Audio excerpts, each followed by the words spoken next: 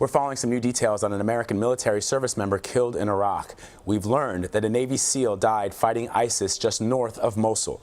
It happened when militants overran Kurdish troops. This is the third American to be killed in direct combat since the U.S.-led coalition launched its fight against the terror group in 2014.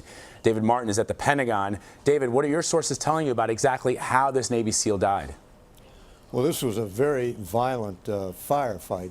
This happened along a front line between ISIS and the Kurdish Peshmerga forces that stretches all the way across northern Iraq, and for which the most part has been very quiet in the last several weeks.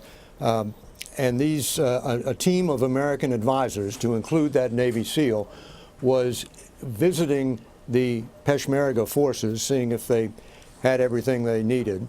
And they were in the rear area, about 2-3 miles back from the front line, when all of a sudden ISIS mounted a major attack on that point in the Peshmerga front line. They hit the front line with 3 truck bombs, followed that up with bulldozers to clear away the debris, and then went straight for the rear area. And they still had 2 truck bombs with them. The U.S. was able to call in airstrikes, and airstrikes destroyed those 2 truck bombs, but there was still a firefight in this camp, and that's when the Navy SEAL was killed by small arms fire. And it took a total of 23 airstrikes to finally drive the ISIS fighters back, get in a medevac to take out the Navy SEAL, but it was too late to save him.